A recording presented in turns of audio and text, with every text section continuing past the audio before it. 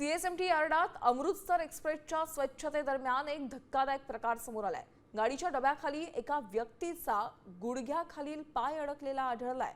Maintenance कर्मचाऱ्यांनी ही माहिती railway पोलिसांना दिली आणि पोलिसांनी तत्काळ धाव घेत पंचनामा केला आणि हा मानवी अवयव सेंट जॉर्ज रुग्णालयात पाठवलाय।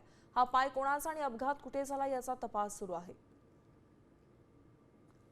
या अमृतसर एक्सप्रेसचा ज्यावेळेस मेंटेनन्स केला जात होता त्यावेळेस या अमृतसर एक्सप्रेसच्या M2 कोचच्या खालील भागात अंडर गियर ज्याला म्हटलं जातं त्या अंडर गियरमध्ये एका व्यक्तीचा एक पाय जो गुडघ्यापासूनचा पाय फसलेला आढळलेला आहे।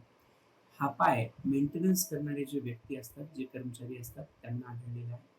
हा पाय आढळल्यानंतर त्याची माहिती GRPला देण्यात आलेली। मी साम टीव्हीच पाहते, तिथल्या बातम्या मला रिलेट करतात।